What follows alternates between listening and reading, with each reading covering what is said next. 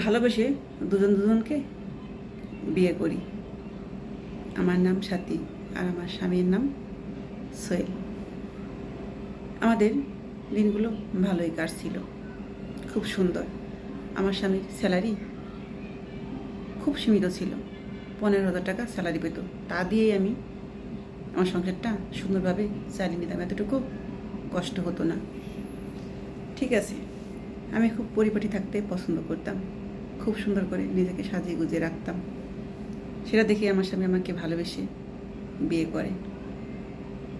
বিয়ের পর আমি সংসারে জড়িয়ে পড়ি।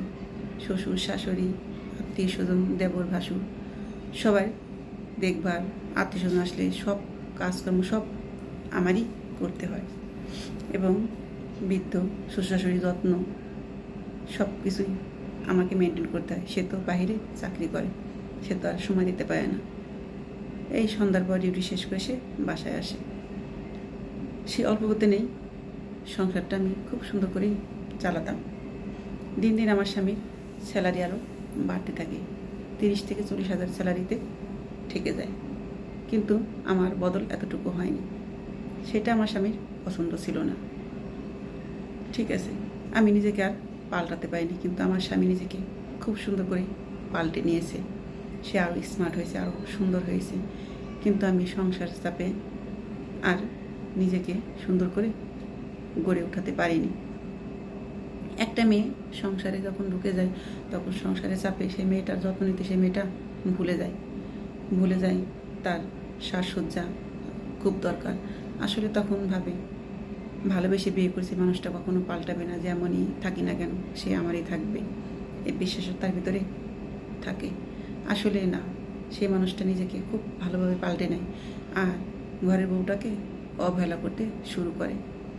তার সাথে ভালো করে কথা বলে না, তার হাজারো দোষ তার চোখে পড়ে এখন। সে বলে বিয়ের আগে গোছানো গাছানো মেয়েটা এখন কেমন ব্যাকডেটেড হয়ে গেছে, একটুও ভালো লাগে না। আগে জানলে ওকে আমি কখনোই বিয়ে করতাম না। এটা শোনার পর কোনো মেয়ের মন মানসিক থেকে ভালো থাকতে পারে?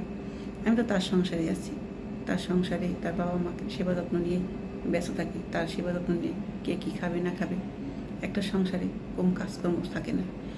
এত কাজের ভিড়ে নিজের যত্ন নেওয়ার ইচ্ছেটা মরে যায়। দিন শেষে রাতে যখন বিছানা যায়, তখন ঘুমে চোখে আর কিছু দেখি না, নির্ঘুম একদম কাটে তখন স্বামীর ওই ব্যবহারে। তখন চোখ বড় ঘুম থাকলেও আর ঘুম আসে না।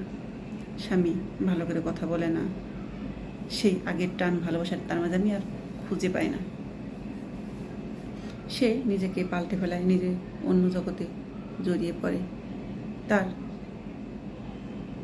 বেতনটা বেড়ে যায়, সে খুব সুন্দরভাবে তার জীবনটা সাজিয়ে নেয়, কিন্তু আমার দিকে তার আর কোনো নজর নেই।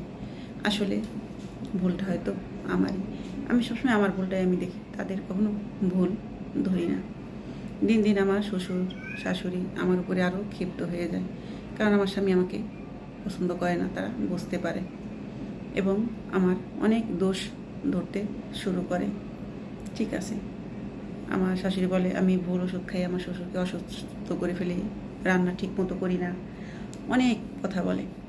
রান্না জঘন্য, খাওয়া যায় না, সংসারের কাজকর্ম করি না, মুখে মুখে তর্ক করি। ঠিক আছে, আমার স্বামী বাসায় আসার সাথে তাদের অনেক অভিযোগ তাকে শুনতে হয়। সেও তো আমাকে দেখতে পায় না, সে আমাকে ডেকে যা নয় তাই বলে, যা ব্যবহার নয় তাই করে।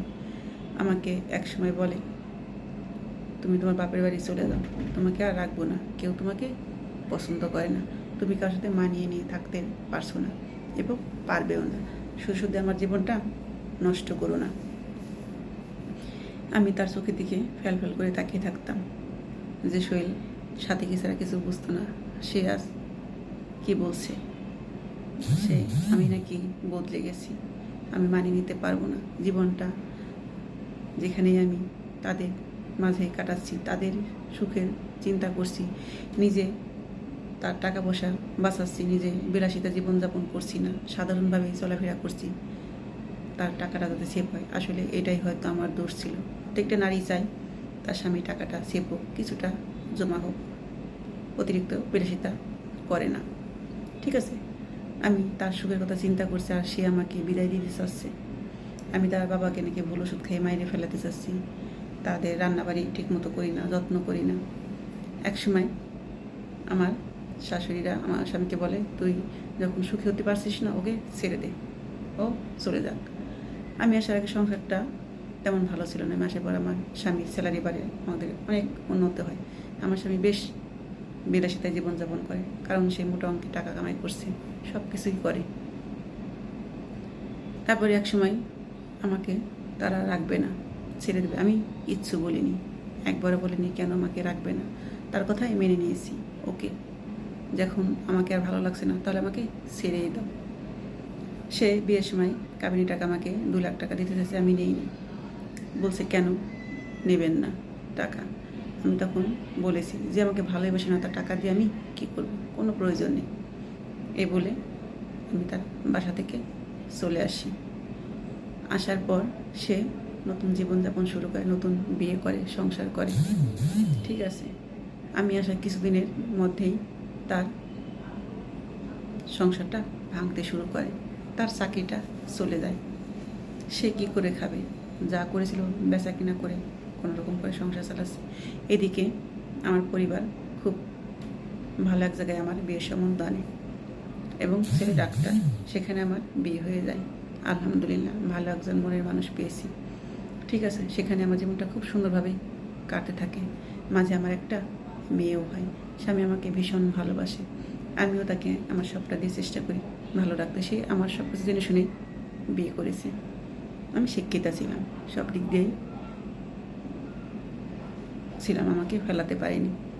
সে তার এক আত্মীয়ের মাধ্যমে আমাকে দেখে এবং দেখে সব জেনে শুনে আমাকে এক দেখাতে তাকে তার নাকি মায়া হয়ে যায় এবং সে আমাকে বিয়ে করে। আলহামদুলিল্লাহ, আমি আমার সংসারে বেশ ভালো আছি। একদিন শুনতে পাই আমার সেই স্বামী ফুল বিক্রি করে, তার জীবনটা শেষ হয়ে গেছে, তার বউটাও তাকে ছেড়ে চলে গেছে, অভাবে কোনো মেয়ে থাকতে চায় না। সে নাকি আমার খোঁজ নিয়েছে, শুনেছি আমি আমার পরিবার থেকে, নিয়ে আর লাভ নেই। সে জেনেছে আমার খুব ভালো এক জায়গায় বিয়ে হয়েছে। সে একজনের কাছে বলেছে আসলে এটা আমার পাপের ফল, আমি তাকে ভালোবেসে বিশ্বাস করে বিয়ে করেছিলাম, তাকে আমি ঠকিয়েছি, তাকে বিনা অপরাধে আমি আমার বাড়ি ছাড়া করেছি। আল্লাহ সেই জন্য আমার সেই পাপের ফল দিয়েছেন, আমার সব কেড়ে নিয়েছেন, আমার সুখ স্বাচ্ছন্দ্য সব শেষ করে আজ আমি পথে ফুল বিক্রি করি। আসলে এটাই আমার পাওয়া ছিল। যাক, ও সুখে আছে এটা ভেবেই আমার খুশি লাগছে, ভিতরটা ভেঙে যাচ্ছে। তারপরেও কিছু বলা নেই, কারণ দোষটা আমারই ছিল, সাথীর কোনো দোষ ছিল না। আসলে প্রকৃতি ছাড় দেয়, ছেড়ে দেন না, সময়ের সাথে সবাই তার প্রাপ্য সমানটুকু ঠিক আল্লাহ বুঝিয়ে দেয়, এটাই।